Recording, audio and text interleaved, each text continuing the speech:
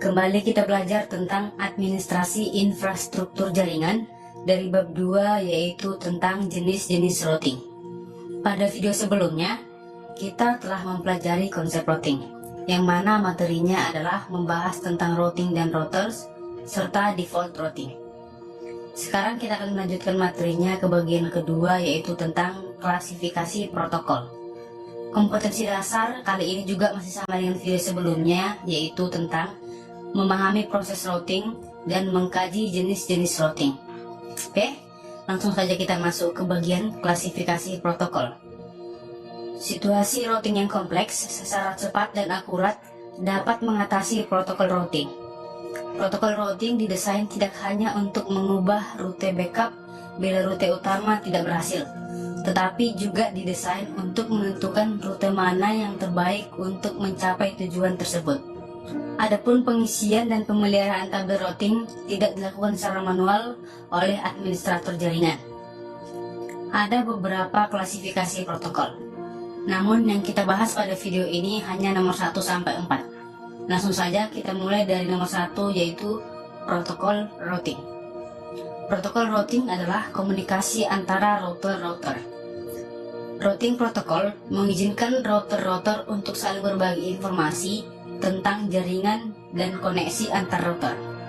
Router menggunakan informasi ini untuk membangun dan memperbaiki tabel routingnya. Ada 5 protokol routing yang akan kita bahas pada video kali ini. Yang pertama adalah RIP atau Routing Information Protocol. Routing Information Protocol adalah protokol routing yang digunakan dalam local dan wide area network yang mana diklasifikasikan sebagai interior gateway protocol. Protokol ini juga menggunakan routing vektor jarak algoritma. Sekarang kita masuk pada cara kerja protokol ini. Jika rute sudah ada, metrik terkecil akan diambil sebagai acuan. Rute melalui suatu gateway akan dihapus jika tidak ada update dari gateway tersebut dalam waktu tertentu. Khusus untuk gateway, RIP akan mengirimkan update routing pada alamat broadcast di setiap network yang terhubung. Host mendengar pada alamat broadcast jika ada update routing dari gateway. Host akan memeriksa terlebih dahulu routing table lokal jika menerima update routing. Jika rute belum ada, informasi segera dimasukkan ke routing table. Protokol routing yang kedua adalah Open Shortest Path First atau OSPF.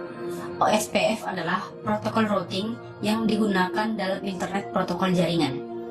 Open Shortest Path First adalah Link State Routing Protocol dan juga sebagai kelompok interior gateway protocol yang beroperasi dalam satu sistem otonom. Cara kerja OSPF.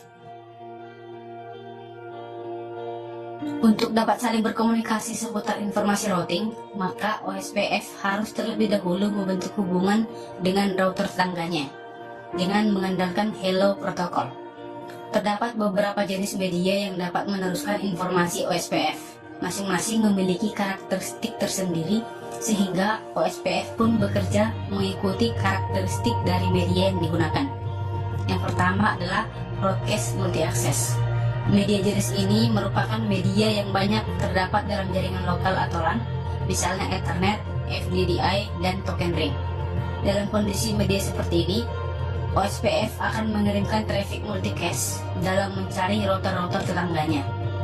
Media kedua adalah point-to-point. Teknologi point-to-point digunakan pada kondisi di mana hanya ada satu router lain yang terkoneksi langsung dengan sebuah perangkat router. Media ketiga adalah point-to-multipoint.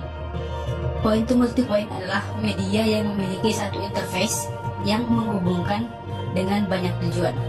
Pada media jenis ini, traffic OSPF juga dikirimkan menggunakan alamat IP multicast. Dan media yang terakhir adalah non-broadcast multi-access. Media berjenis non-broadcast multi-access secara fisik merupakan serial line biasa yang sering ditemui pada media jenis point-to-point. Namun secara faktanya, media ini dapat menyediakan koneksi ke banyak tujuan, tidak hanya ke satu titik saja. Kita lanjut pada protokol routing yang ketiga, yaitu Interior Gateway Routing Protocol atau IGRP. Interior Gateway Routing Protocol adalah suatu protokol jaringan kepemilikan yang mengembangkan sistem Cisco yang dirancang pada sistem otonomi untuk menyediakan suatu alamat alternatif RIP atau Routing Information Protocol. Kita masuk pada cara kerjanya. Masing-masing penjaluran secara rutin mengirimkan masing-masing jaringan lokal kepada suatu pesan yang berisi salinan tabel penjaluran dari tabel lainnya. Pesan ini berisi tentang biaya-biaya dan jaringan yang akan dicapai untuk menjangkau masing-masing jaringan tersebut. Penerima pesan penjaluran dapat menjangkau semua jaringan di dalam pesan sepanjang penjaluran yang dapat digunakan untuk mengirimkan pesan. Kemudian, setelah melalui proses pembaruan IGRP, lalu menjadi EIGRP atau Enhanced IGRP, persamaannya adalah IGRP dan EIGRP sama-sama kompatibel dan antara router-router yang menjalankan EIGRP dan IGRP dengan autonomous system yang sama akan langsung otomatis terdistribusi. Protokol routing yang keempat adalah Enhanced Interior Gateway Routing Protocol atau EIGRP.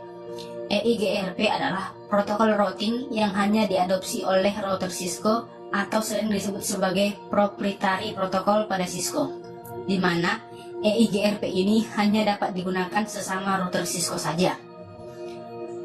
EIGRP juga sering disebut sebagai Hybrid Distance Vector Routing Protocol karena terdapat dua tipe routing protokol yang digunakan, yaitu Distance Vector dan Link State. Kita masuk pada cara kerja EIGRP. EIGRP akan mengirimkan hello paket untuk mengetahui apakah router-router tetangganya masih hidup ataukah mati.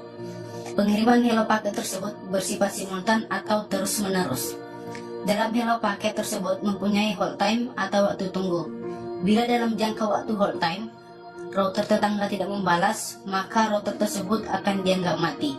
Biasanya, hold time itu 3 kali waktunya hello paket, yang mana hello paket defaultnya adalah 15 detik.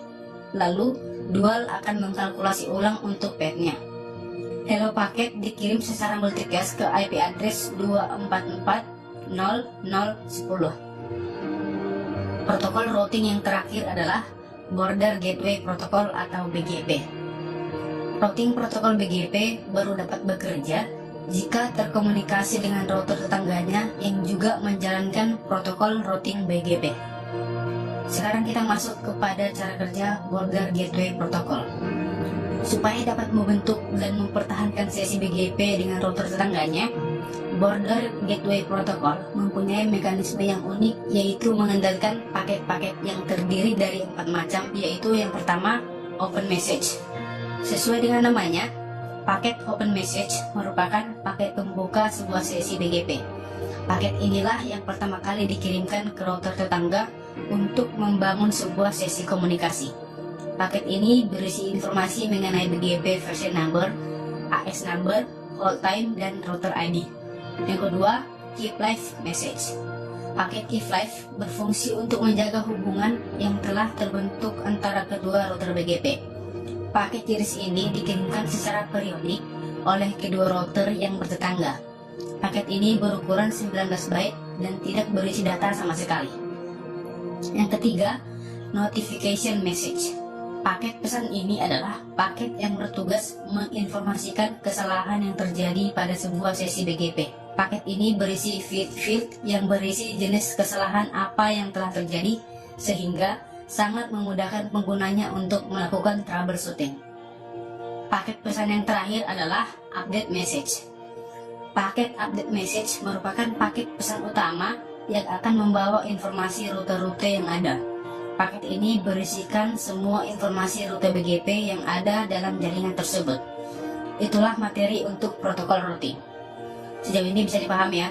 Jika masih belum mengerti, silahkan kalian ulangi videonya lagi. Sekarang kita lanjut pada materi selanjutnya dari klasifikasi protokol, yaitu Default Routing. Default routing adalah setting pada komputer yang mendefinisikan aturan forwarding atau meneruskan paket untuk digunakan bila tidak ada rute spesifik yang dapat ditentukan untuk alamat IP tujuan yang diberikan. Rute default umumnya menunjuk ke router lain yang memperlakukan paket dengan cara yang sama. Jika sebuah rute cocok, maka paket akan diteruskan ke default router tersebut. Proses evaluasi rute di setiap router menggunakan metode pencocokan awalan terpanjang untuk mendapatkan rute yang paling spesifik. Pada segmen jaringan tingkat tertinggi, administrator pada umumnya mengarahkan rute default untuk host tertentu ke router yang memiliki koneksi ke penyedia layanan jaringan. Oleh karena itu, paket dengan tujuan di luar jaringan area lokal organisasi, biasanya tujuan di internet atau jaringan area luas, diteruskan ke router dengan koneksi ke penyedia tersebut. Kita lanjutkan materinya. Sekarang kita masuk ke bagian ketiga dari klasifikasi protokol, yaitu multiple gateway. Gateway adalah sebuah perangkat jaringan yang dapat berupa perangkat lunak maupun perangkat keras yang berfungsi sebagai penghubung antar jaringan yang berada pada protokol yang berbeda. Gateway yang akan kita bahas di sini adalah konfigurasi default gateway, bukan perangkatnya. Default gateway adalah salah satu pengaturan routing pada sebuah host yang akan memberitahukan host tersebut kemana paket data akan dikirimkan, yang mana umumnya diarahkan ke router. Karena konfigurasi ini menyangkut ke konektivitas jaringan pada host yang bersangkutan, maka host akan dikonfigurasi dengan kontak langsung dengan host yang bersangkutan, tidak melewati protokol komunikasi jaringan. Sekarang kita masuk ke materi terakhir untuk video kali ini, yaitu tentang routing dan paket forwarding. Paket forwarding adalah penyiaran paket dari satu segmen jaringan ke segmen jaringan lain melalui node dalam jaringan komputer. Hal-hal yang akan kita bahas dalam forwarding jaringan yaitu yang pertama, pola yang diterapkan dalam paket forwarding. Ada 3 pola yang diterapkan dalam paket forwarding, yaitu yang pertama adalah pola forwarding unicast. Seperti pada gambar ini, dia hanya terhubung pada satu saja. Yang kedua adalah pola multicast forwarding, yaitu terhubung ke lebih dari satu. Dan yang ketiga adalah pola penyiaran siaran, yaitu terhubung ke semua. Yang kedua, tujuan routing dan paket forwarding. Tujuannya adalah untuk memungkinkan komputer remote, yaitu komputer yang berada pada jaringan internet, untuk dapat terhubung ke komputer atau layanan tertentu yang berada pada jaringan lokal atau LAN. Yang ketiga adalah aplikasi atau layanan port forwarding. Aplikasi atau layanan yang umum diimplementasikan dengan port forwarding yaitu web server, yaitu HTTP ataupun HTTPS, Secure Shell atau SSH, File Transfer Protocol Server atau FTP, dan Remote Desktop Protocol atau RDP. Yang terakhir adalah type port forwarding. Ada beberapa tipe port forwarding, yaitu port forwarding local. Jenis ini yang paling umum dari port forwarding, digunakan untuk meneruskan data dari aplikasi klien lain yang berjalan pada jaringan yang sama sebagai secure shell client. Yang kedua, remote port forwarding. Remote port forwarding memungkinkan pengguna terhubung dari satu sisi server menggunakan tunneling seperti SSH, VPN, atau yang lainnya ke layanan jaringan remote yang terletak di sisi klien. Yang ketiga dan terakhir adalah dynamic port forwarding. Dynamic port forwarding sama halnya dengan remote port forwarding, namun pada dynamic port forwarding dapat mengirimkan atau menerima data ke satu atau banyak server tujuan. Sekian materi kita untuk kali ini. Klasifikasi protokol akan dilanjutkan pada video selanjutnya. Jika ada yang kurang dimengerti, silahkan ditanyakan. Terima kasih.